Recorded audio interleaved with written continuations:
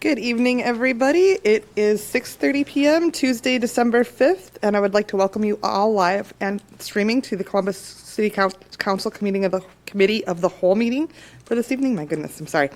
If I could please have a roll call, Pat. Finkler? Here. Hammer? Here. Gray? Present. Reed? Here. Rolke? Present. Steiner? Here. Motive is excused. And the meeting has been properly noticed for this evening.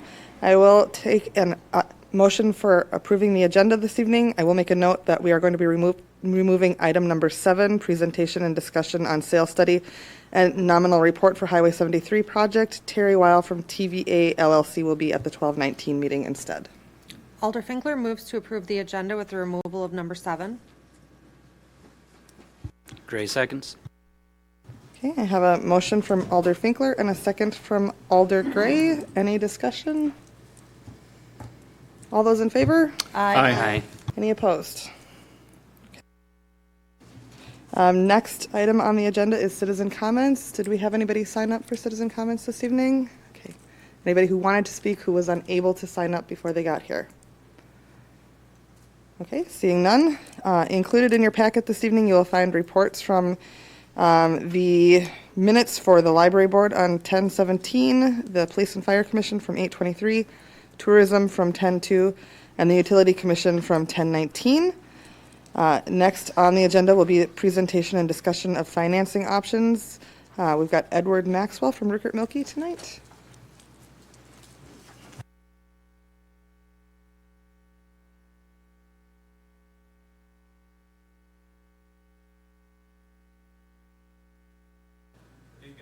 Okay, excellent. Can you hear me okay?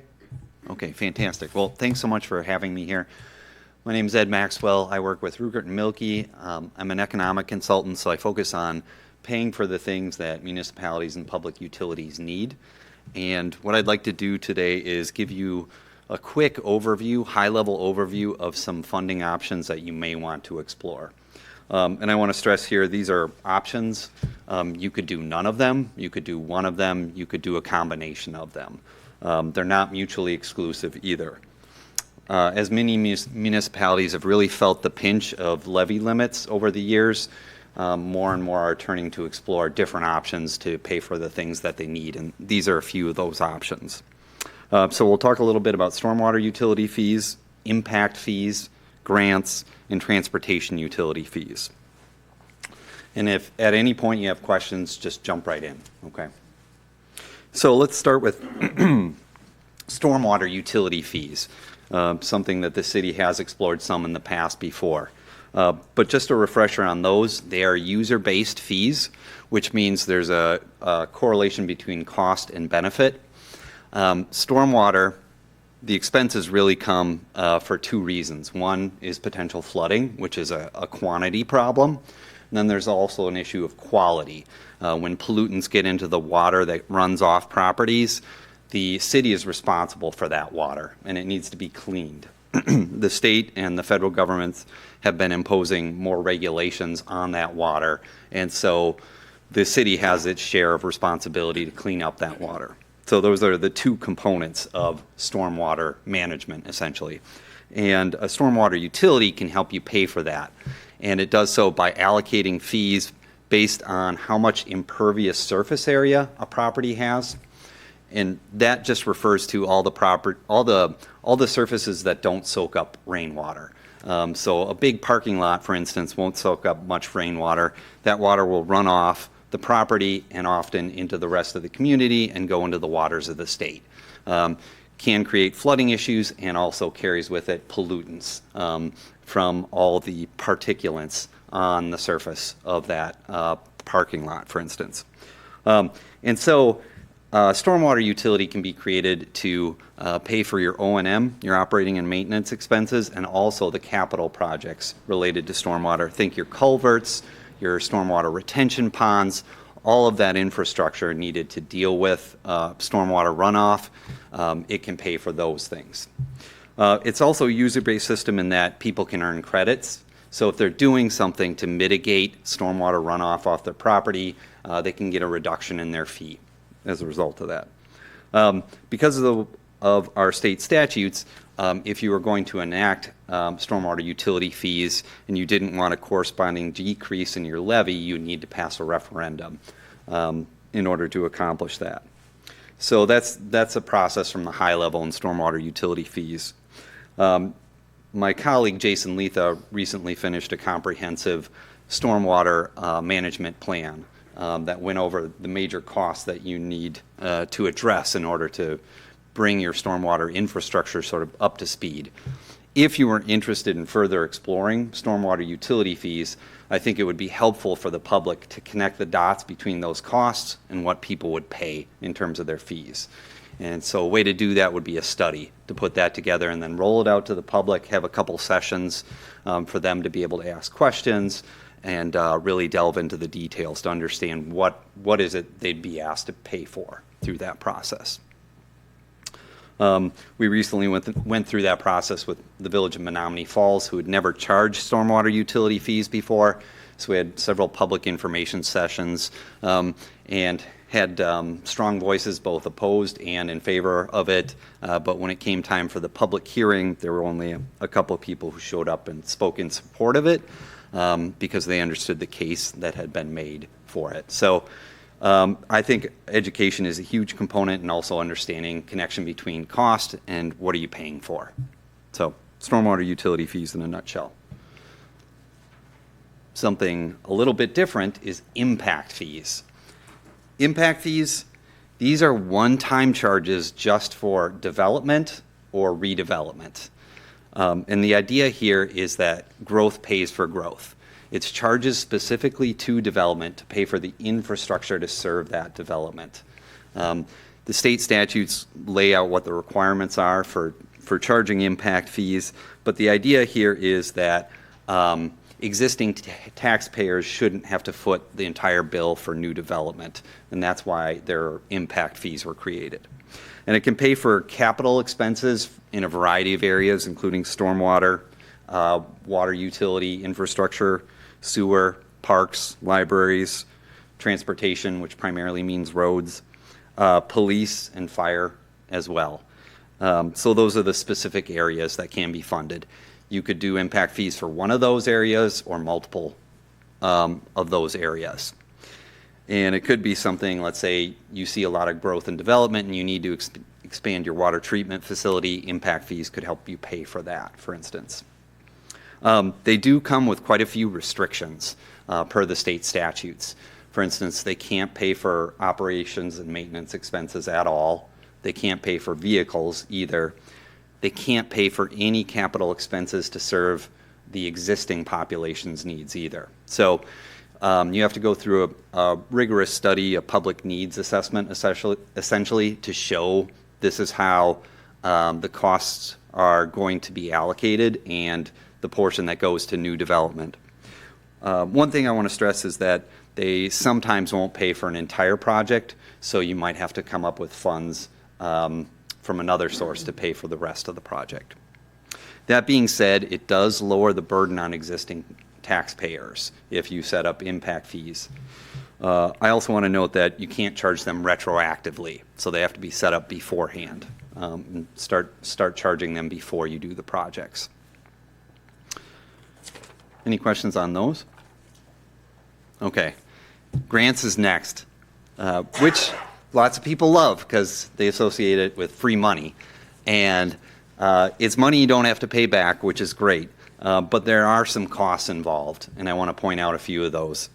The universe of grants is huge, and it only got larger with the federal infrastructure bills that were recently passed, which is great for getting money for your communities. However, it's a lot to sift through, and you have to find the grants that best match your projects. Many grants have very specific requirements, and your projects have to meet those to be eligible. And additionally, they can be quite competitive. Lots of people go after grant dollars, especially roads projects.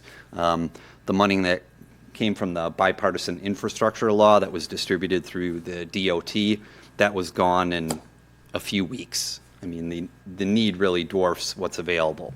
So you've really got to find what works best for you and then apply for it. And that typically requires gathering a lot of information and documentation to support your case. And then even when you win the grant, you've also got to administer it. And for accountability purposes, you've got to provide a lot of information back to the state or federal government. So there is some work involved in these. That being said, if you can get grants, you should, absolutely should, because it's money you don't have to pay back. I just want to highlight a couple ones. Stormwater has several grants that I think might be potentially a good fit for the city and some of your projects. Municipal flood control grant, that's one of the few grants that actually addresses quantity. It's primarily to address flooding. And so that's competitive, but we've seen some success in that area before applying to the state. The other two grants on the sheet, the UNPS and TRM, those are primarily for water quality, to clean up the water. UNPS stands for Urban Non-Point Source, which refers to the pollutants that get into the water, and then targeted runoff management. The state has put more money into these grants, and the projects that address water quality can also address water quantity, so you can get 2 for 1 there essentially. So those are also worth considering for the city. The water and wastewater projects through the Safe Drinking Water and Clean Water Fund programs, the bipartisan infrastructure law that was passed a couple years ago poured a lot of money into these state programs to fund water and wastewater projects. And these are low interest loans through the state. With interest rates climbing, they're very advantageous to take advantage of. I helped the city of Racine apply for one of these, and they were granted it. They got $2 million in principal forgiveness, which is essentially money they don't have to pay back, a grant. And then on the remaining $30 million, over the life of the loan, they're going to save $8 million over the next 20 years because of the low interest rate. So those are definitely worth considering for any projects you have on the water wastewater side. Now, if you're interested in exploring these more, I know the city has gotten T grants and CDBG grants before. If you want to find more projects, either dedicate staff to it or hire someone like me to look for grants in particular, and then pair those grant potentials with your actual projects and say, here's the likelihood of achieving it, here's the cost of applying for the grant, and then you make a decision if you want to go for that or not. So that'd be a way to explore grants more. Turning to something entirely different, transportation utility fees. This is something the city looked at a couple years ago as well. Again, it's a user-based system where the cost should match the benefit. And when it comes to transportation, it's essentially paying for your roads. And the way that's matched up is based on estimated trip generation for each property. In other words, how many vehicles are stopping by that property on any given day. The more use it sees, the more they should pay for the roads, is the idea behind the transportation utility. Like a stormwater utility, they could earn credits if they're doing something to reduce that, or they can show, hey, we're not getting as many trips as you think we are. It can pay for O&M as well, operations and maintenance and capital, everything except snow plowing and street sweeping, which are covered services under the state statutes, but everything else transportation related is fair game. I'd be remiss if I didn't point out there are some court challenges because this is a newer concept in Wisconsin at least. Other states have moved forward with it, but in Wisconsin there are 2 main court challenges that have occurred. One was the town of Buchanan. They were sued for establishing a transportation utility. They essentially conceded that it was a tax and not a fee, and they lost that case. The state Supreme Court said, stop doing that. Whereas the village of Pewaukee started charging them, and then they were sued as well. And they maintain these are fees, not taxes, which means there's a relationship between the cost and the benefit, and we can show that. And they won their initial lawsuit in Waukesha County. Now it's before the appellate court. So still waiting to see how that shakes out. But I did want to give you a heads up on that. And that's something that's been explored before. If you wanted to explore it further, one thing I found helpful is a funding report that compares transportation utilities to what folks would pay with the other options, special assessments, wheel taxes, and so forth, so they can see concretely what the numbers look like. So that would be another option. So I know I threw a lot at you just now, but I want to pause and see what questions you might have about any of these options, how they might overlap, how they're distinct.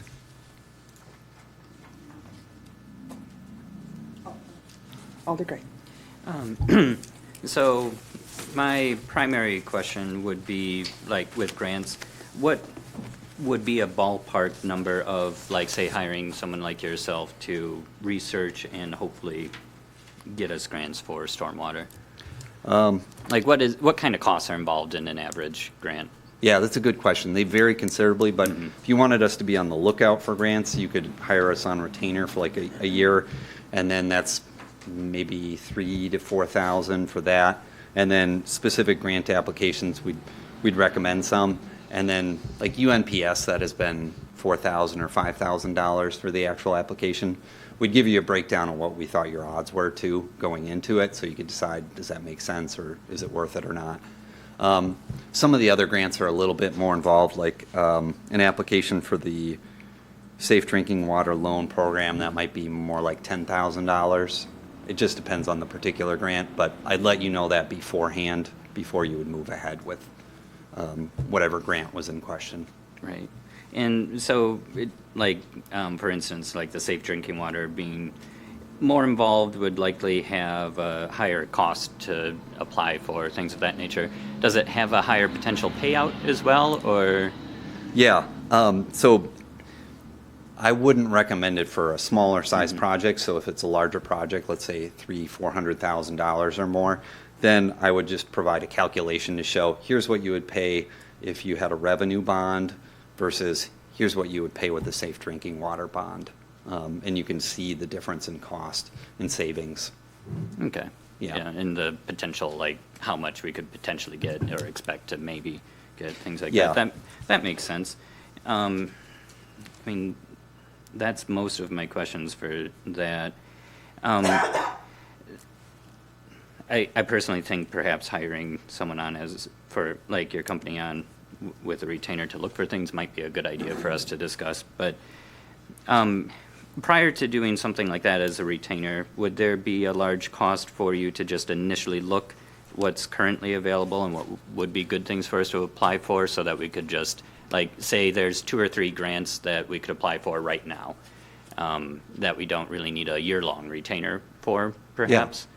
Is that, like, what kind of cost could we potentially look at there just for you to basically single report, not a year-long commitment of these are the ones I think you should apply for, these are the potential, that sort of thing? Oh yeah, that's pretty reasonable. That's a few $100 probably you're looking at. Okay, perfect, thank you. That answers all my questions. I think it would behoove of us to do that personally. Any other questions? No? Thank you very much. Thank you, appreciate it.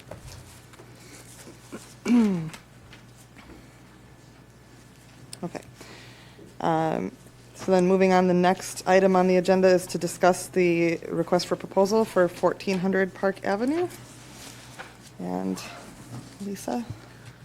So I didn't receive any additional comments via email or anything from the council. I did on page 9 update, because there was discussions about attempting to try to save at least the house as part of this property. I do want to just at least bring to the council's attention that we met as a development review team and kind of looked at the parcel and talked about, it's rather small in size when you think about it, trying to put infrastructure and stormwater and everything else on there that needs to serve a residential development. So we need to be careful when we write this RFP that we don't pigeonhole ourselves into requiring a developer to try to save it when it's just not possible. So I just want everybody to kind of keep that in mind as we move forward. I mean, maybe there's an option, but if you look at how access should probably come into the property to align with what's across the street, the house is in a very interesting and peculiar spot on that property to try to save it. So I just want to make sure that everybody's aware that the language maybe needs to be tweaked to keep that a little more open from a developer's perspective. And I know that's probably not what anybody wants to hear, but we definitely need to. If you really want something to happen on this site, we have to be open to maybe having it removed. Alder Reed? Thank you. Oh, goodness. I guess I just really don't know what to do with the whole RFP process. It's so disappointing to see that only 2.5 buildable acres out of almost 7 are what there is to work with. I mean, I'm looking through the paperwork. That's Next one. yeah. Okay.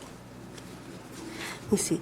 But I guess we were hoping that, might be able to sell it for, $30,000 a lot. And looking at the small amount of acreage, I'm guesstimating 20 to 25 houses. We might be able to break even on paper, which is good. But there's so much ask we don't know about, and we won't know about until RFPs come back. I don't see how we're not going to go so far in the hole for tearing down the buildings and putting in the sewer.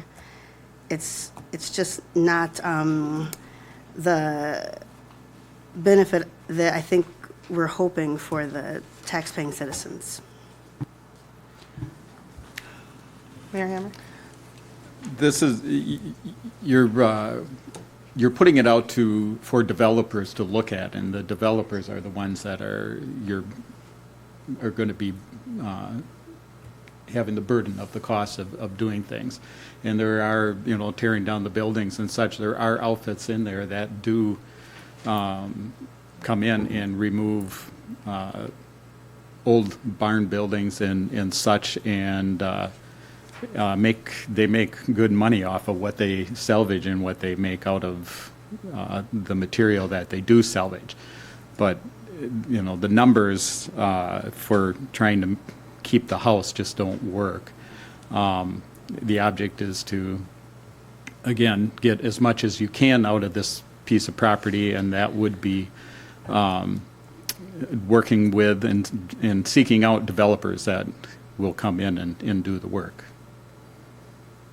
They're the ones that are investing their money into the project. So, And Trina, part of this is going to be them. If you thought you were going to make money on a development, you weren't. I mean, it just wasn't going to be possible. So once you put this RFP out there, part of it is for them to ask the city of something too, whether that be. That's the problem. Yeah, but if you wanted to actually develop it, you're going to have to, the city's going to have to come to the table with something to help that out, or there really was no purpose then to purchase it. I don't mean to say it that way, but my understanding was the point was it was for residential housing when it was purchased, and if that's the case, you weren't going to make money. I mean, the developer does need some help in this day and period in time to actually make this work. And that would be part of their submittal, is their ask of the city and what that means cost-wise for you. Thank you. Yeah, it's just seeing that there's so much less available land to work with. It's just disheartening. Yeah, I mean, it's small. You have 7.5 acres. I mean, you're not going to get a whole lot of homes on it. Maybe it's not just single family. Maybe you're looking at some multifamily or some apartments or a mix to try to make that work. But that's up for the developer to take a look at and try to come back with some proposals for you to look at. Alder Gray?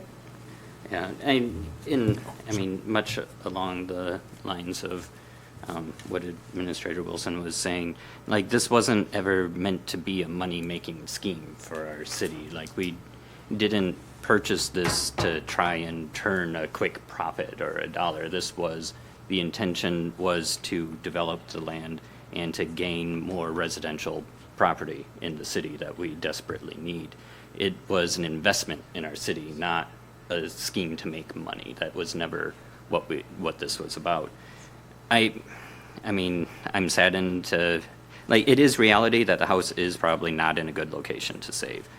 And, I mean, all of us know that in the back of our minds. It's not what we want to hear, but it is something we have to hear. So I think that's something that we kind of need to talk about a bit. If it's not viable to be saved, maybe we should look at potentially rehoming like physically moving it somewhere. Like we could sell it for $1 to someone who's willing to salvage it and relocate it. You know, like it could be something of that nature. It happens a lot more commonly than you think. I see the look on your face, but it's actually a pretty common scenario in historic homes for them to be gifted and moved onto a new lot. A house that size would probably cost $75,000, $80,000 to move, but it's a lot less expensive than building that house. So there is a benefit to both the person moving it and it still being salvaged. I mean, the city does also have other locations that we could potentially move it to. So I think that's something that we should potentially discuss. Like, we do have viable residential lots that, like, near the Butterfly Garden, something of that nature. Like, there are places we could put it even, but I don't want to see it torn down. Like, I want to at least brainstorm and try to come up with something for us to save it somehow if we can't save it on the location where it's at, if that makes sense.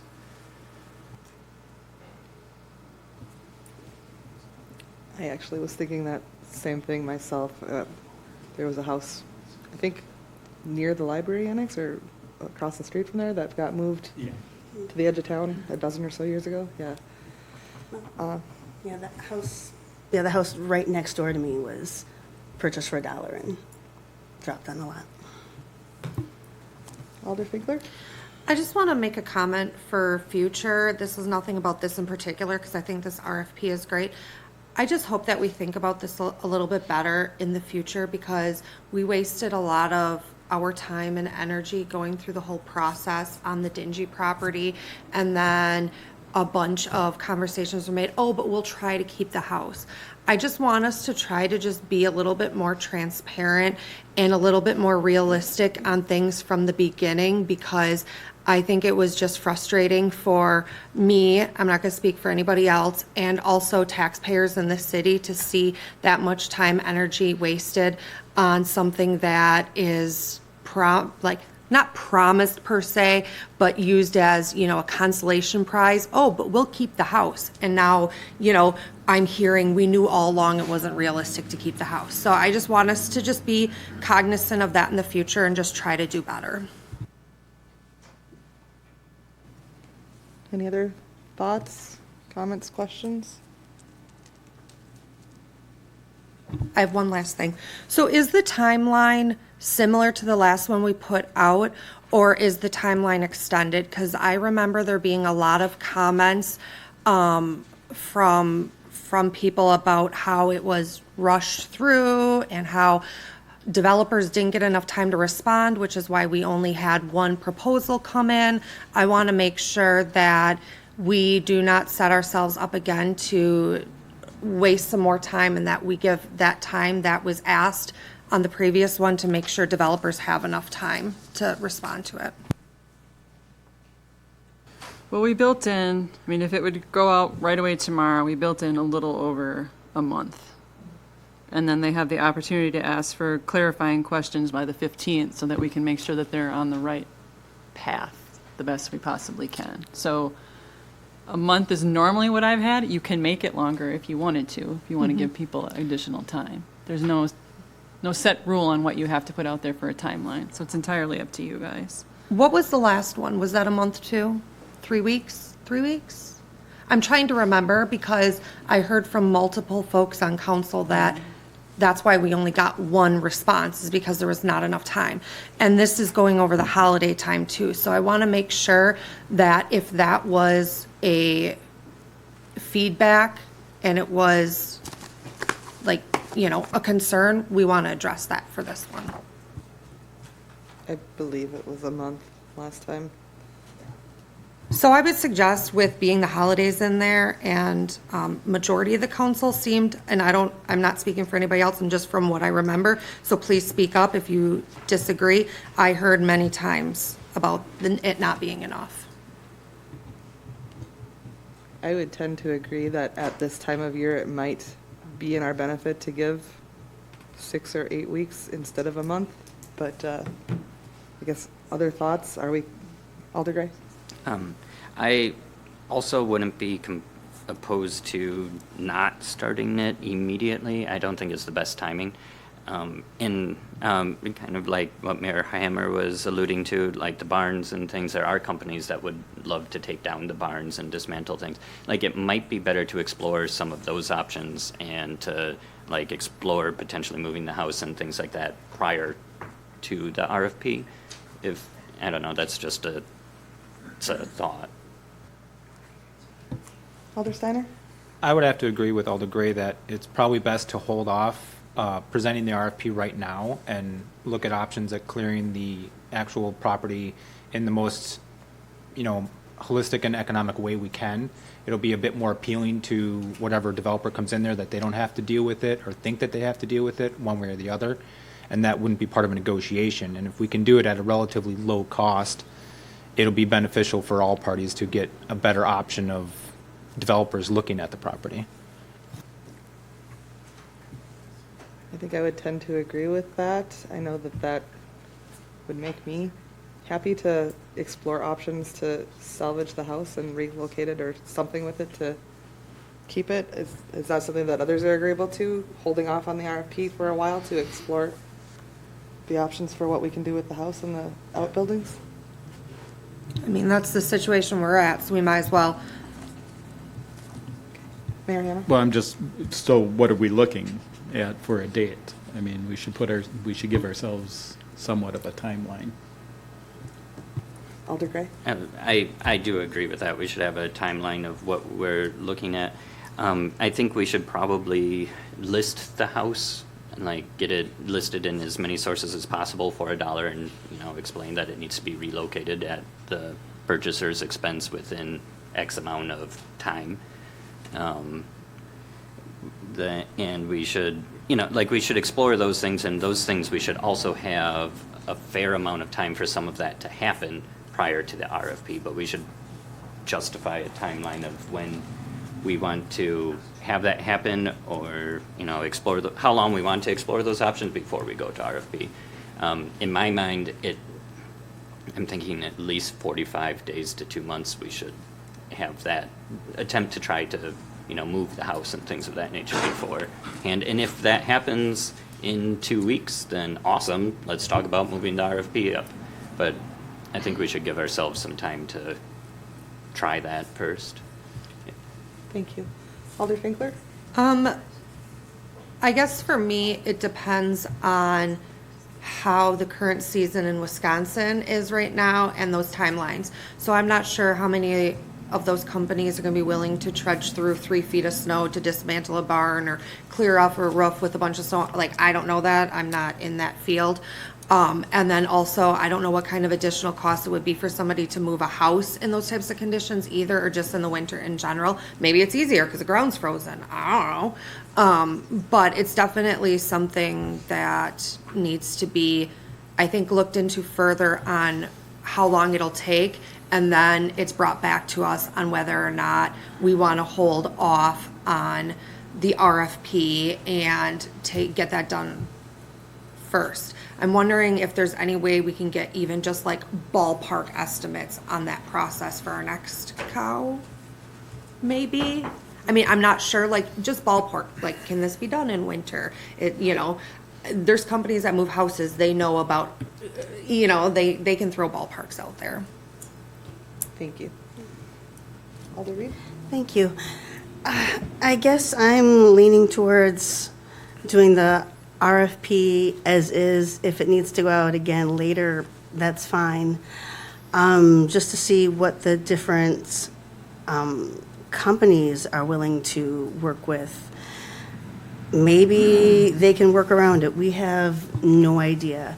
I would want to let them know that we are looking into the possibility of just moving the house for them.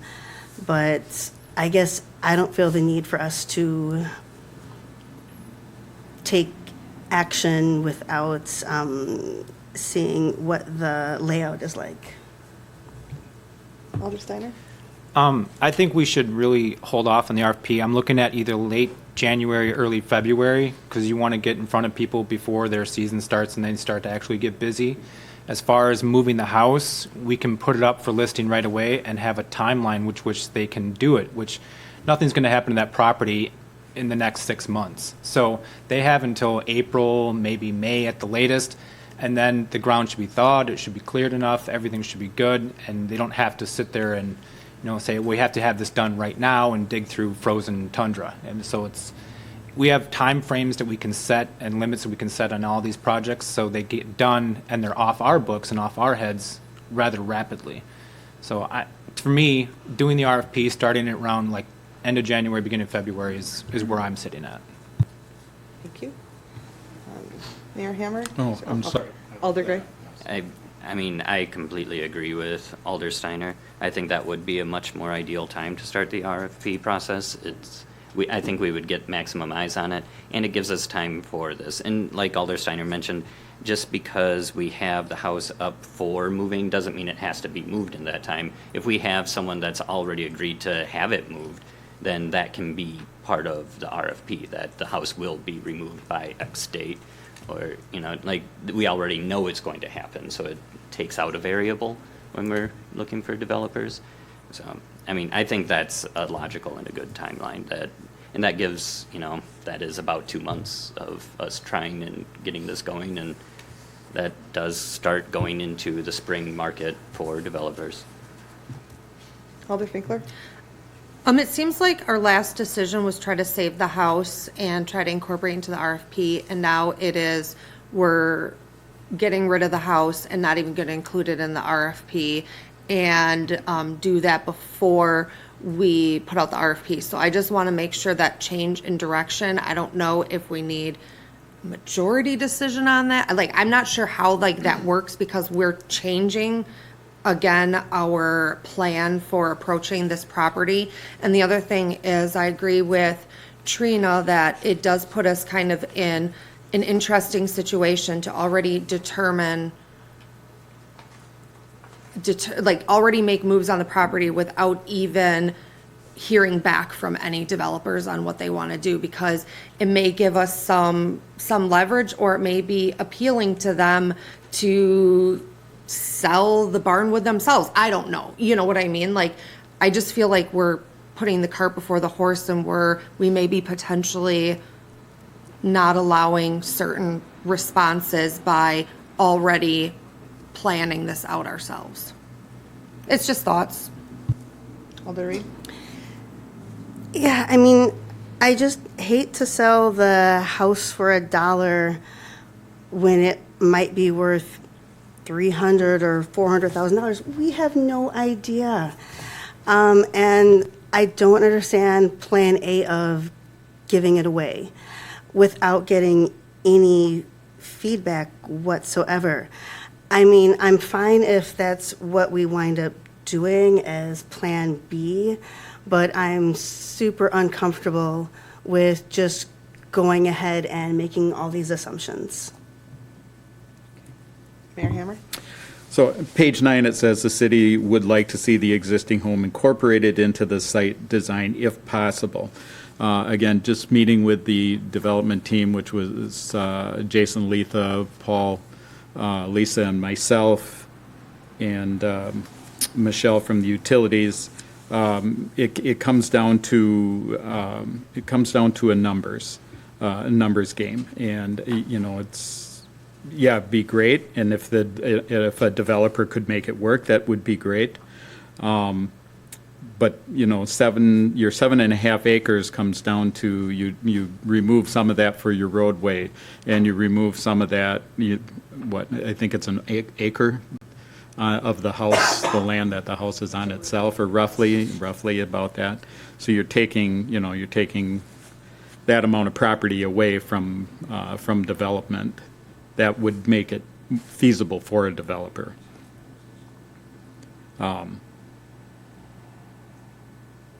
Just so Jason is very aware of the numbers of what it takes for development and such, and it comes down to a numbers game in making it work. So, Alder Finkler?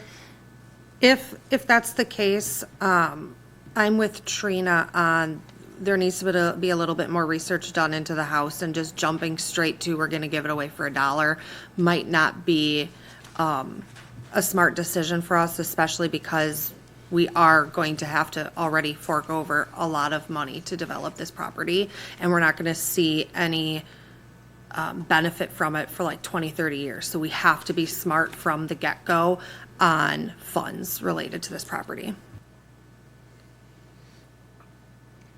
Okay. So once again, I'm kind of hearing a divergence. Is there, I mean, kind of ultimately, the original goal was to save the house, and if delaying on the RFP to put out, I mean, just because you list something for $1 doesn't mean that it's going to sell for $1, but there is going to be a cost associated with moving the house, and rather a large one, because when you think about the size of the house, you have to disconnect utility lines and all that stuff to get it down the road. And there's nothing to say that an interested party couldn't contact the city and say, we really want to develop this, we have a plan for what to do with the house as well. And I think that Alder Steiner made a good point that, you know, there's nothing that can happen with the property development-wise until the spring thaw anyway. Does it behoove us to pause the RFP long enough to find out what somebody might have an interest for or want to do with the house, and what people are willing to invest in the house if it requires, you know, being moved off the property? Alder Gray. Yeah, and I think you hit the nail on the head.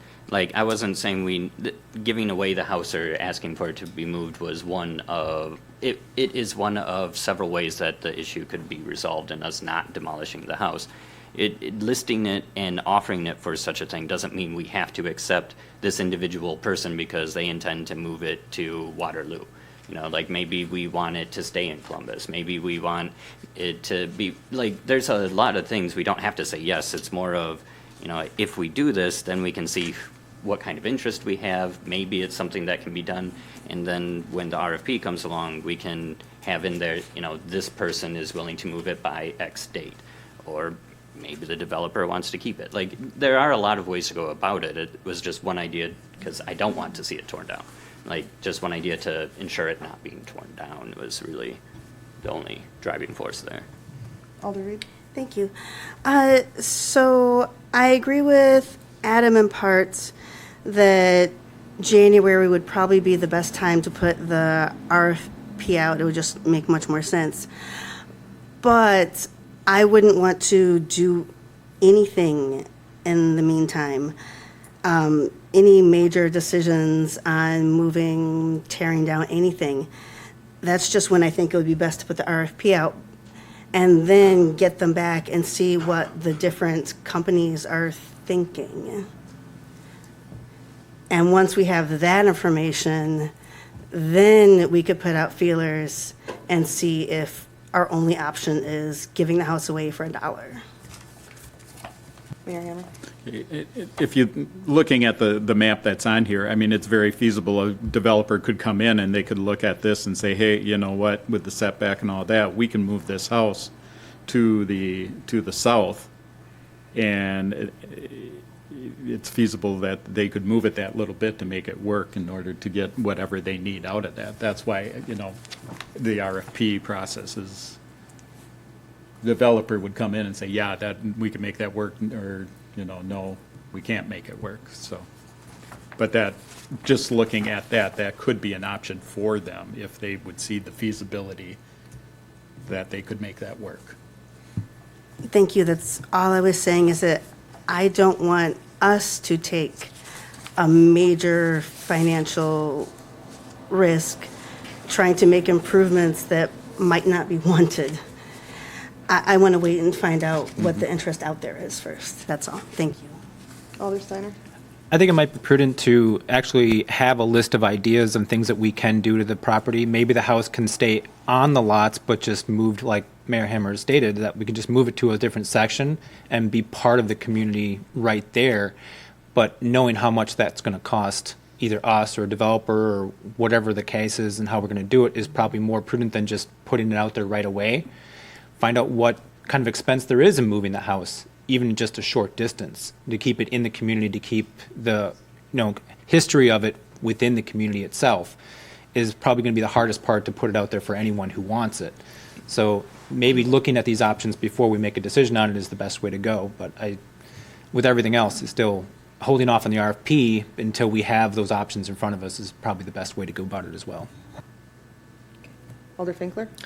I'm with Trina. I agree that the RFP going out in January is a better idea, and I don't think any work should be done until we hear back from developers. Alder Gray? I mean, part of exploring, especially like someone that may want to dismantle and recycle the barn buildings and things of that nature, is to make it more attractive for developers when we go to RFP. There's hardly anyone, if anyone, that is going to develop this land that also wants that barnwood. Like, they are very different people. Like, we aren't finding a developer that's also recycling the barns. Like, those aren't the same skill set, those aren't the same companies, those aren't the same people. Getting this done prior to it going to an RFP will increase its value and increase the likelihood of finding the best development plans. Alder Finkler? Would this affect our ability to negotiate responses to the RFP? I'm not sure. I'm asking that because it may be something that we're willing to negotiate on. Okay, if you're going to develop this property, sure, we'll cover, recycling the barn wood and getting the house moved and stuff like that. If we're going in there putting this property exactly how they were assuming they want it, which makes sense because it's a blank canvas, which I'm sure developers would want, but then we have no negotiating from there. It's then us having to also give them something on this blank slate. Alder Steiner? I think part of the negotiation is usually the infrastructure that has to go into the property itself, roads, stormwater, plumbing, electrical. That's all stuff that's usually done somewhat with city level and city participation, and how much we cover, how much they cover is more the negotiation tactics that we have. As far as the barns, I mean, I'm totally for just taking them down, having them recycled, having them removed, because they are not something usually developers want to deal with. The less they have to tear down, the better their lives are, the more money they make. And they're in the business of making money, so they don't want to spend as much time, energy, and resources doing stuff that's just going to be removed anyway. But the house, I guess, I still agree with that, can be moved. Alder Finkler? I just want to point out that literally right across the street, we had a developer ask us for money to demolish a building, so it does happen. So I think the one thing I'm hearing us largely agree on is that we don't want to put the RFP out before the middle or end of January. Are we in agreement on that much? Okay. Yes. Does it harm anything to explore the option of taking the barns down, or somebody who might be interested in having the barns down just to see, knowing that we don't have to say yes to anything? Alder Gray? And that's exactly what I'm trying to get at. Like, if we put it out there that we would like them recycled, or that they're available for someone that recycles these, that doesn't mean we have to do it. That just means we find someone that is willing and wants to do this. But if we just sit here and wait until the end of January and do nothing and explore nothing, then we're in the exact same spot, just in the end of January. Like, it makes sense to put these things out and say, hey, you could potentially, if you pay to relocate this house, we could potentially gift it to you. If you are willing to recycle and reclaim this wood, it could potentially just be yours at no cost. Like, these are things that could incredibly increase the value to a developer, because even if it's not a huge cost to them, or even if they're able to get some money from recycling the barnwood themselves, it's still time, and time is more valuable to them than anything they're going to get from that. It's a very different set of of people. The developer is not going to want those barns. So if we explore the option of, and have people ready to do this, it will make our RFP more successful. Mayor Hammer? Yeah, I agree with that. There are the companies that are out there. It is a different, it's totally different. Viridian Homes, they're going to want to come in, they're going to want to develop. They're not going to want to tear the stuff down. And there are the companies that are out there that this is what they specialize in. So it definitely behooves us to at least start searching out. Doesn't mean that you have to do anything with it right away, but you can at least start searching out so that we have an idea of what is out there and what it would cost, if anything. So, Are we comfortable moving forward with the idea of holding the RFP until the end of January and just exploring with the understanding as a council that we don't have to say yes to anything? We're just exploring options for things.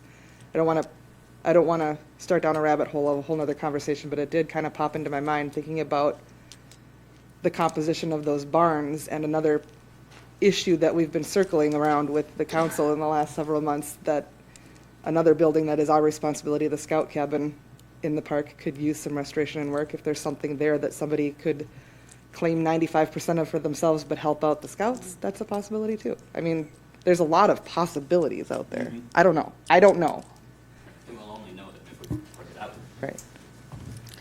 Can we bump up to the middle of January? That's a couple weeks after the holidays. It's the beginning of the year. We're not going to act on any of this research anyway. I would suggest, sure, research can be done, no action taken on it, and the RFP is put out in the middle of January. Is everybody agreeable with that? That'd be okay. Lisa, do you have enough information to work on to start putting out some feelers on anybody who might be interested in the barns? Okay. All right. That was successful. Thank you. Moving on, the next item on the agenda is the discussion of the 2024 nutrition site MOU with Columbia County Health and Human Services. My understanding is this is just the annual MOU that we always sign. Does anybody have any questions or concerns about that? Are we comfortable moving that forward for a vote? Okay.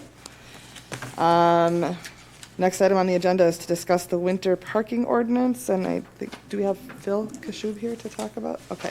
Do you want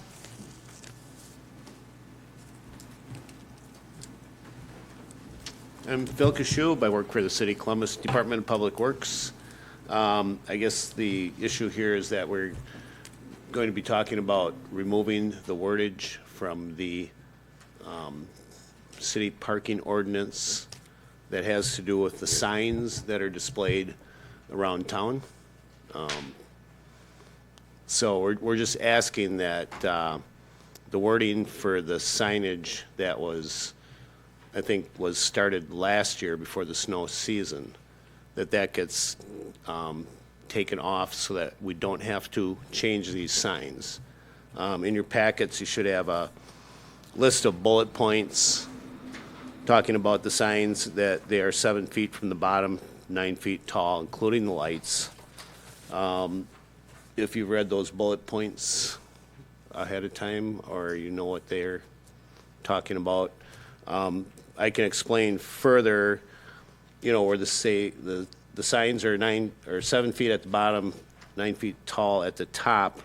We have to go out and physically, there's a wing nut that holds them closed, and when you open them, it's a magnet that holds them open.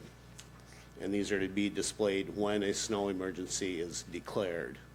So many times when we're going out, it's sometimes already snowing, the snowstorm has already started. It takes about an hour to go around and do all the signs. It takes 1 to 2 people to do these signs. You need to take a step ladder, because even though they're 7 feet at the bottom, that's from the road surface. So these are also down in the ditch. So they're actually on the post, could be as much as 9 to 10 feet tall when we're doing this. So this is a sign that we are talking about. Some of the other mentions on that list is the fact that they're difficult to read. there's a lot of wording on there. So imagine yourself going by at 35, 40 miles an hour, because some of these are out in the country. That's what we're displaying, so that people know that they're not supposed to park on the streets. And we found, for that reason, they've been ineffective also, because there was one incident last year where the snow emergency was actually canceled after it started snowing, but we still had to be out plowing. But because the snow emergency was canceled, people started parking on the streets. The signs were still displayed in the country, so the signs at that time were not doing any good. So I guess if there's any other questions, I have more bullet points, but I have the light that's displayed at the top. This is what we also, at the very top, and there's a button on the back that has to be pushed to activate them. It's a very small button. You're out there with cold fingers. One of the other things that we've included, or I included in this, is that these are the signs that were taken down, that those signs replaced, and this does, we believe, have the proper wording that would do the same thing as what those signs were supposed to do. So these could be put back up one time, done.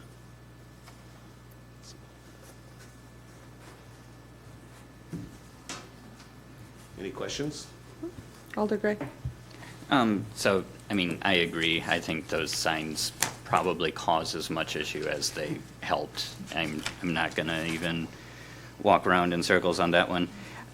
So I don't disagree with removing those. The only thing is, I think we should still have something in here that the city needs to do to ensure that people are notified. So whether that's just, publicly posting on the city website, on the city Facebook page, on the cable news channel, things that we can reasonably do that are honestly more effective than those signs are anyway. I think that should still be part of the ordinance, so it's an expectation of the city to do it, and it's more likely to get done, because that was also an issue we've had in the past, and it wasn't anything to do with you and wasn't your fault because you're not in charge of that, but they weren't always posted well, and people would complain a lot that it wasn't posted and it wasn't out there, and I think that is a lot more effective than those signs. I just think if we enshrine that in this ordinance and replace the signage with things like that, it would make it more effective, is my opinion. My only fear of those existing signs that we have, that's not quite how the ordinance reads. It's when there's expected 2 inches, not necessarily of snowfall. So that could end up getting people arguing whether or not they should be able to park on the street because 2 inches haven't fallen yet. But if it's expected is what the ordinance says.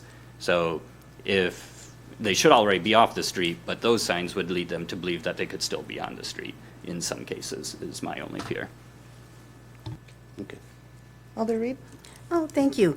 Yes, I had actually never noticed the giant flip signs with blinking lights before. Thank you. So, yes, it does seem to make quite a bit of sense to discontinue them.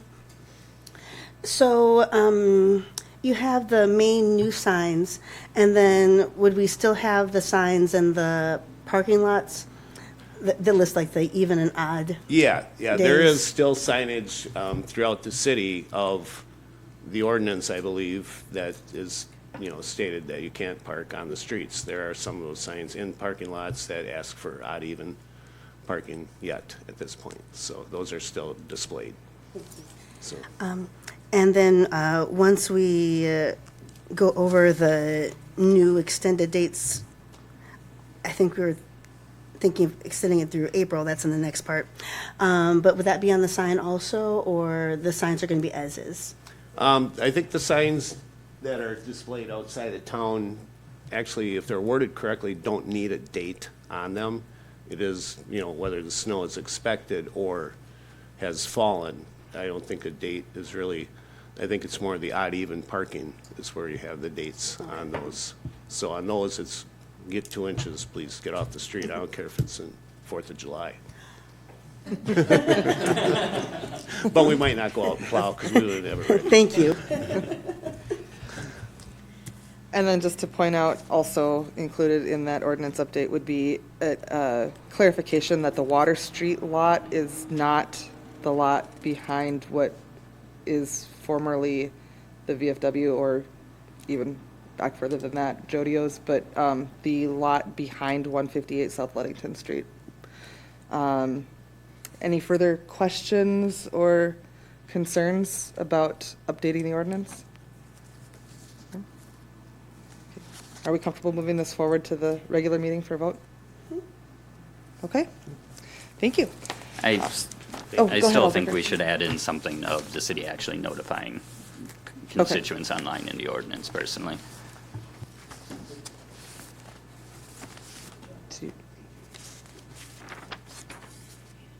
Can we? Go ahead, Mayor. Isn't that, if it's covered under, on here, the public works superintendent or designate would authorize, so I mean, it would, and then, and anything like that is going to be put out onto city website and social media anyways.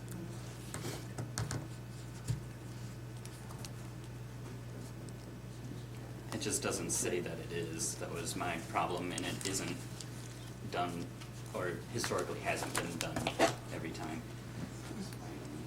Alder Reed? I'm agreeing with Gray that we should have a quick little blurb on,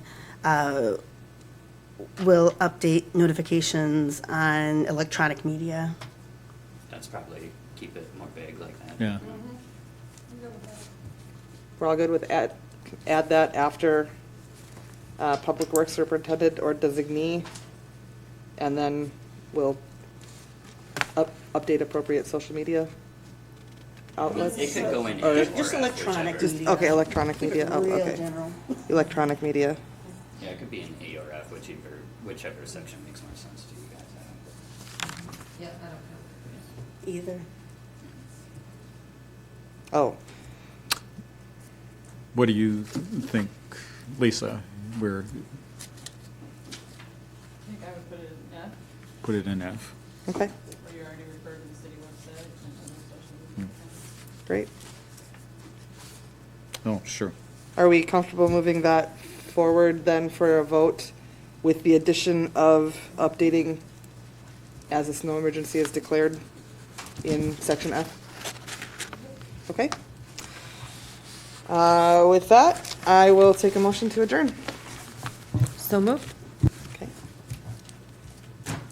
Second? Steiner, second. Okay. I have a motion from Alder Finkler and a second from both Alders Gray and Steiner. All those in favor? Aye. Aye. Any opposed? We are adjourned.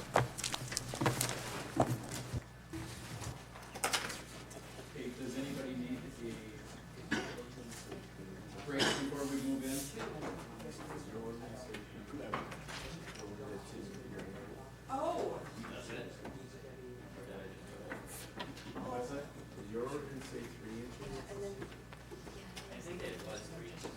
That's why I'm asking now. 3 inches. It used to be 3. That sign says 2.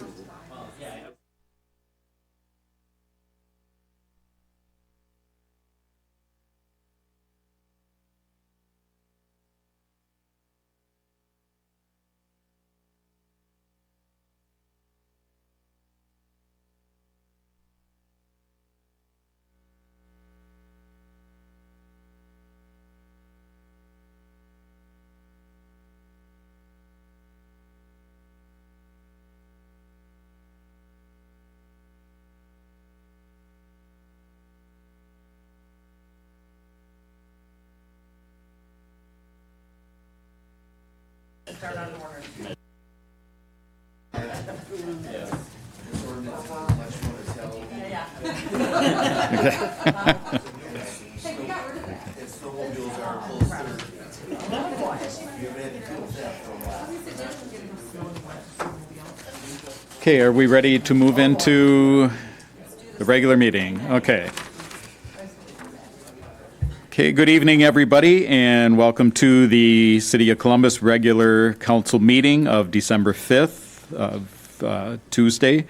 Welcome to those streaming also.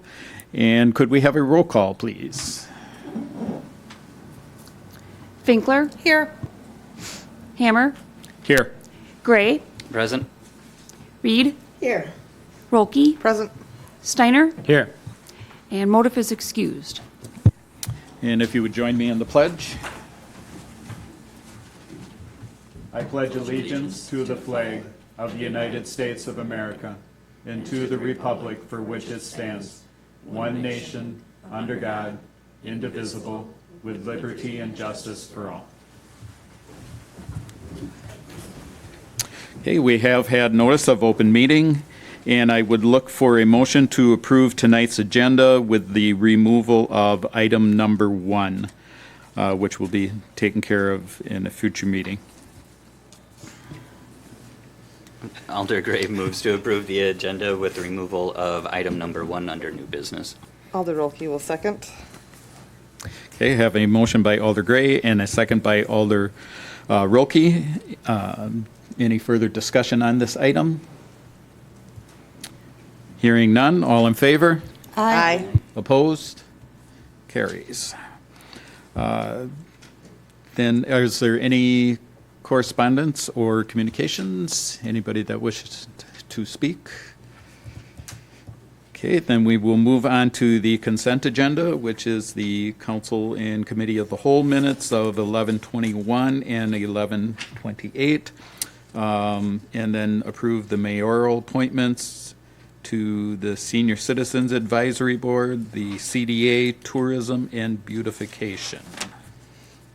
Alder Rolke will move to approve the consent agenda with the update that on the mayoral appointments, Pat Walker is listed as Patty Walker.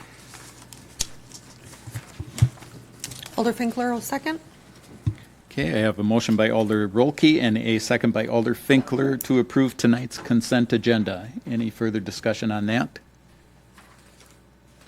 Hearing none, all in favor? Aye. Okay, opposed? Carries. On to item number 2 of new business, which is to consider and take action on the council meeting dates due to the elections in 2024. And that's in front of you, so if there's any, that would be moving it to the Monday prior to the election day.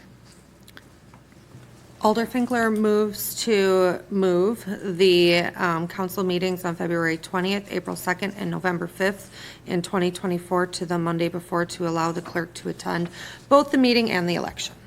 Alder Rolke will second. Okay, we have a, Oh, can we get the motion and then, okay. Motion by Alder Finkler and a second by Alder Rolke, correct? To approve the date change, discussion. Alder Gray. My only point on this one is November 5th of 2024, the same council won't be seated here. I don't think we should move their meeting, since it's a different body. I would be happy to do February 20th and April 2nd, but November 5th seems premature to me. Any other discussion on that? Any other thoughts? Alder Reed. Oh, no, I'm agreeing with Gray. It's so unusual for us to choose a date even a month ahead of time, so this is shocking. But yes, I would be in agreement for the first 2 dates. Okay, would you care to amend your motion? Should I just start over? Sure. Okay. Okay, I will withdraw my previous motion, and I will move to approve moving the council meetings on February 20th and April 2nd in 2024 to the Monday before to allow the clerk to attend both the meeting and the election. Alder Rolke will again second. Okay, a motion by Alder Finkler as stated, and a second by Alder Rolke. Any further discussion at this point? Hearing none, all in favor? Aye. Opposed? Motion carries. Next on the agenda is the consider to change the meeting, council meeting dates in January. The meeting dates currently are the 2nd and the 16th, and with the prior week being holiday week and people having off plus being on vacation, it's just going to be a struggle to get packets and all that stuff put together. So we talked about moving them 1 week further, January 9th, January 23rd. This still leaves 1 week before the February meeting and avoids a back-to-back meetings, so. Alder Rolke will move the date for the January meetings to January 9 and January 23 respectively, instead of January 2 and January 16. Alder Finkler seconds. Okay, a motion by Alder Rolke and a second by Alder Finkler to move January's meeting dates to the 9th and the 23rd of 2024. Any further discussion on this? Hearing none, all in favor? Aye. Opposed? Motion carries. Next, number 4 is to approve the 2024 Nutrition Site MOU with Columbia County Health and Human Services, noting the only change is that it is the site is the Columbus Community Center.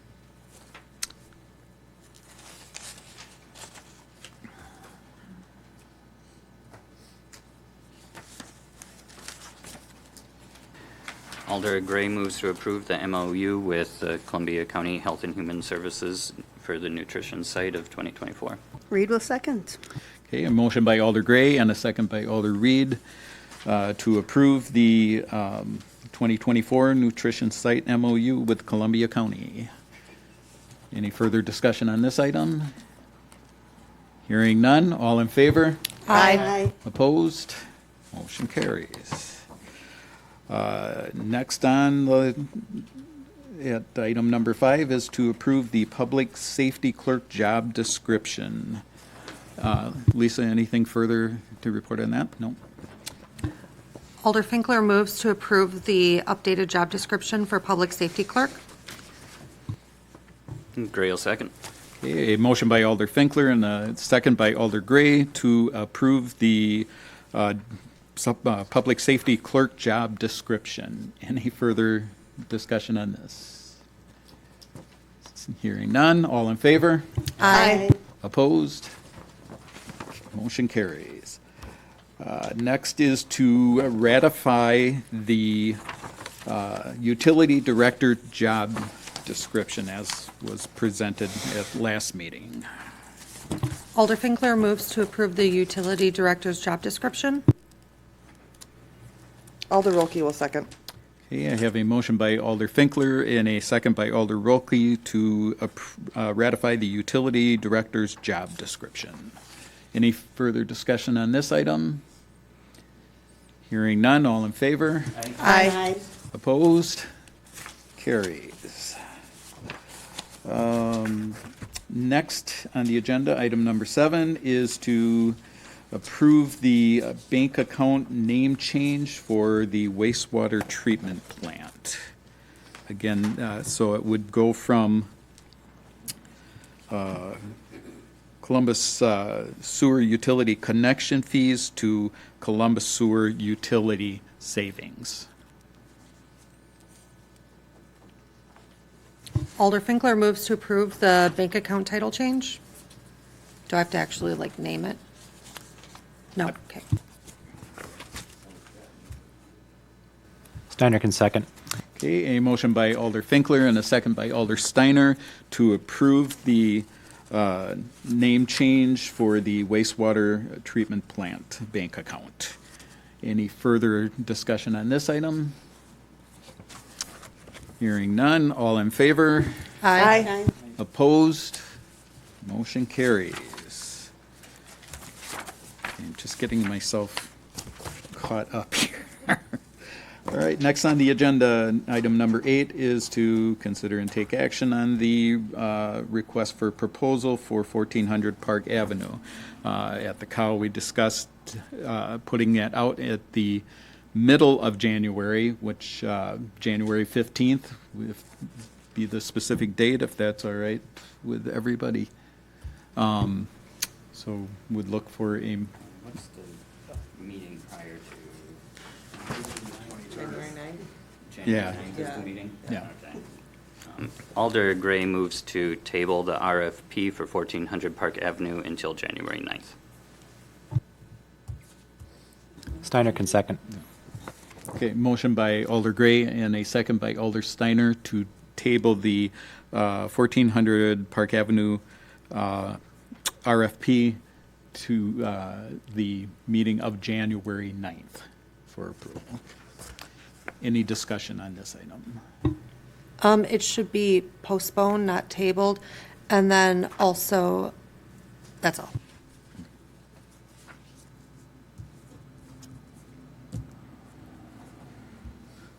So any other further discussion on this? Okay, hearing none, then all in favor?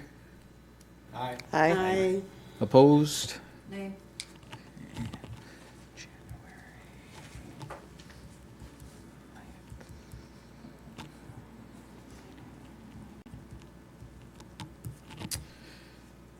Okay, the next on the agenda is to take action on the ordinance number 78423, and that is an ordinance to repeal and recreate sections of the Columbus Municipal Code regarding fees.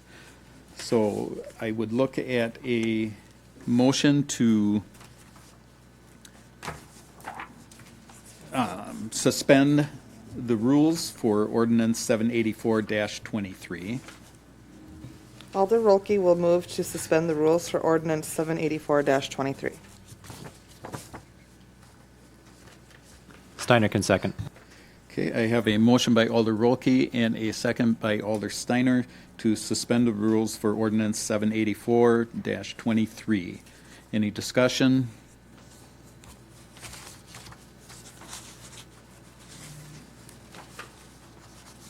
Hearing none, all in favor? Or is this a Aye. roll call for this? Or voice? You've done voice? Okay. I'll ask again. All in favor? Aye. Opposed? Hearing none, okay, suspending the rules. Item number B is to then waive the reading of the ordinance as required by ordinance. So I'd look for a motion to waive the reading of the ordinance. Alder Steiner will move to waive the reading of the ordinance 783, was it dash 23, 784-23. Gray seconds.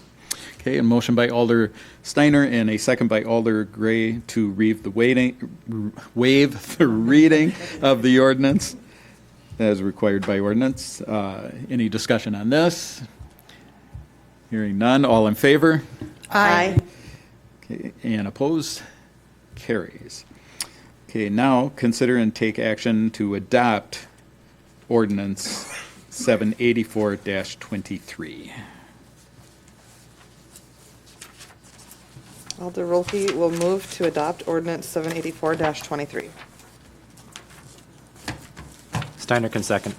Okay, a motion by Alder Rolke and a second by Alder Steiner to adopt ordinance 784-23. Any further discussion on this item? Hearing none, all in favor? Aye. Opposed? Motion carries. Item number 10 is to consider and take action on resolution number 17-23, and that is a resolution adopting the 2024 City of Columbus fee schedule. And you have that as presented in your packet.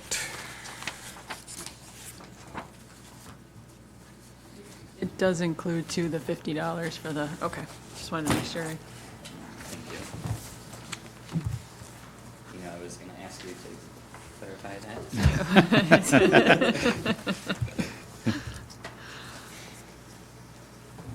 Alder Gray moves to adopt Resolution 17-23. Steiner will second. Okay, I have a motion to adopt Resolution 1723 and a second by Alder Steiner. Any further discussion on this item? Hearing none, all in favor? Aye. Opposed? Okay, motion carries. On to item number 11, which is to take action concerning ordinance 785-23, an ordinance to repeal and recreate section 9879 of the winter parking regulations. And being forwarded from the COW, the only difference would be in the, under A, that the depth of snow should be 2 inches instead of 3 inches. And then that, F, I have a couple changes, actually. So in F, it states that it will, in the official city newspaper, which we no longer have, so that should be removed. And then it should just be on the city website, other social media, and electronic media. So like the last sentence on F, removing, so right now it reads, Public Works Superintendent or designee shall publish the notice of winter parking regulations in the official city newspaper. I want to strike in the official city newspaper. Then it'll continue to read on the city website and other social media accounts and electronic media. okay.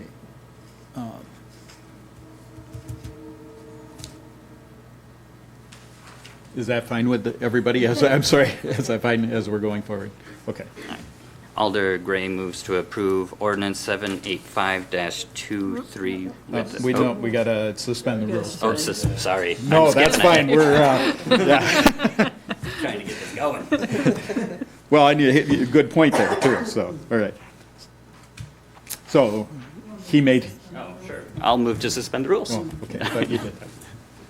I'll second. Okay, I have a motion by Alder Gray and a second by Alder Finkler to suspend the rules for ordinance 785-23. Any further discussion on that? Okay, hearing none, all in favor? Aye. Opposed? Carries. Now we need to waive the reading of the ordinance as required by ordinance. Alder Rolke will move to waive the reading of ordinance 785-23 as required by ordinance. Steiner will second. Okay, we have a motion by Alder Rolke and a second by Alder Steiner to waive the reading of the ordinance.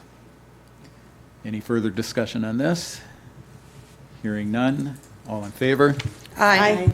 Opposed? Carries.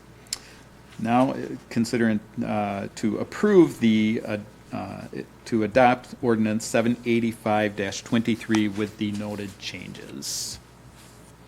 Alder Gray will move to approve ordinance 785-23 with the changes noted. Steiner will second. Okay, a motion by Alder Gray and a second by Alder Steiner to approve ordinance 785-23 with noted changes. Any further discussion on this? Hearing none, all in favor? Aye. Opposed? Motion carries. Then next is to approve the claims in the amount of $165,822.02. Alder Gray moves to approve the claims in the amount of $165,822.02. Alder Rolke will second. Okay, I have a motion by Alder Gray and a second by Alder Rolke to approve the claims. Is there any further discussion on this item? Hearing none, roll call. Gray, Aye. Reed, Aye. Rolke, Aye. Steiner, Aye. Finkler. Aye. Motion carries. Okay, with that, reports of city officers. Lisa? So just an update, the RFP for Tower Drive is due on Thursday, and we are lucky because we already have a couple of RFPs that have been submitted, so we won't have to do this over again because we only received one. So that's a plus.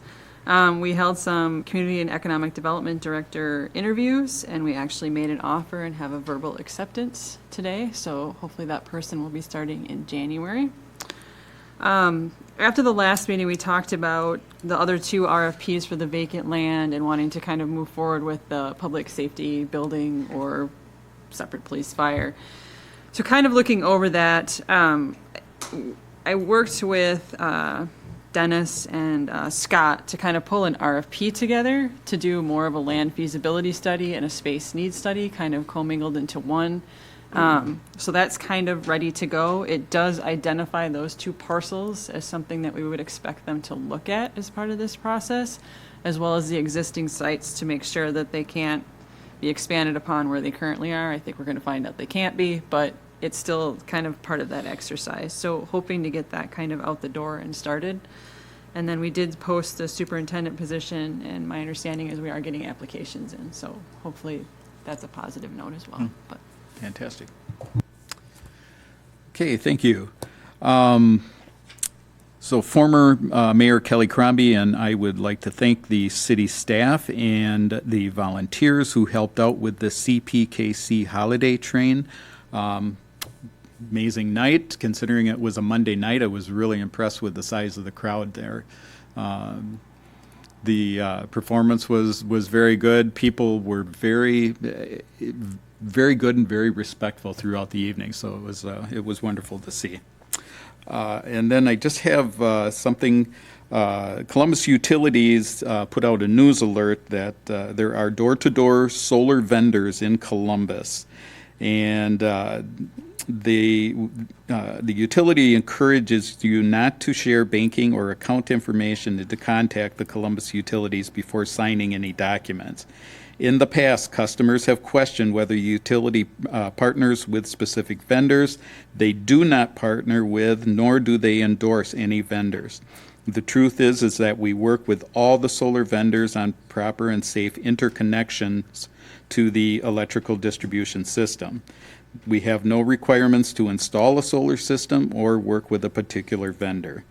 So in Columbus Utility also recommends acquiring multiple quotes and allowing the utility to assist in evaluating those proposals. So the Energy Services Manager, Anna, can help out with answering any questions regarding solar power systems. And I did get a phone call tonight from a constituent that said that the people that are out are very pushy and will not leave you alone. And so, again, the utilities does not partner, nor do they recommend anyone over another's. Yeah, and I will agree with that. Just to add on, I had somebody stop by my house approximately 5:45 this evening, and they probably would have tried to walk in my house while I was shutting the door if I didn't lock it right away. So they are very pushy. Yeah. All right. With that, I am looking for a motion to adjourn. Move to adjourn. Alder Rolke will second.